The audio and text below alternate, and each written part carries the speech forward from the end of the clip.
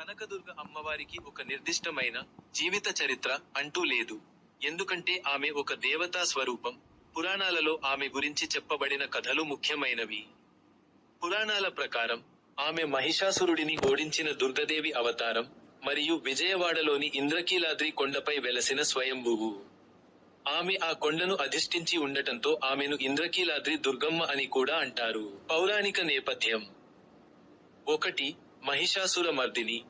పురాణాల ప్రకారం మహిషాసురుడు అనే రాక్షసుడు దేవతలను భయపెట్టినప్పుడు స్త్రీ మాత్రమే అతన్ని ఓడించగలదు కాబట్టి అన్ని దేవతల తేజస్సుతో దుర్గాదేవి అవతరించింది. 2.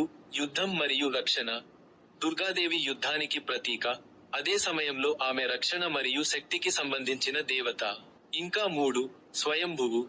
శ్రీ కనకదుర్గమ్మ దేవస్థానంలోని దేవత స్వయంభు లేదా స్వయం వ్యక్తమైన దేవత అని హిందూ గ్రంథాలు చెబుతున్నాయి. విజయవాడ కనకదుర్గ ఆలయ ప్రాముఖ్యత. 1. ఆలయ స్థానం. ఈ ఆలయం విజయవాడలోని ఇంద్రకీలాద్రి కొండపై ఉంది. 2. శక్తి పీఠం. ఇది భారతదేశంలోని 18 ముఖ్యమైన శక్తి పీఠాలలో ఒకటిగా పరిగణించబడుతుంది. ఇంకా 3. దసరా, నవరాత్రి. ప్రాముఖ్యత. నవరాత్రి పండుగ సమయంలో ఈ ఆలయం అత్యంత ప్రాచుర్యం పొందుతుంది. లక్షలాది మంది భక్తులు అమ్మవారిని దర్శించుకుంటారు. ముగింపు.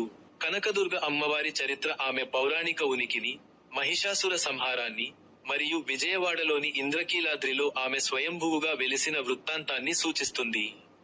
ఆమె యుద్ధం, శక్తి, మరియు రక్షణకు ప్రతీక.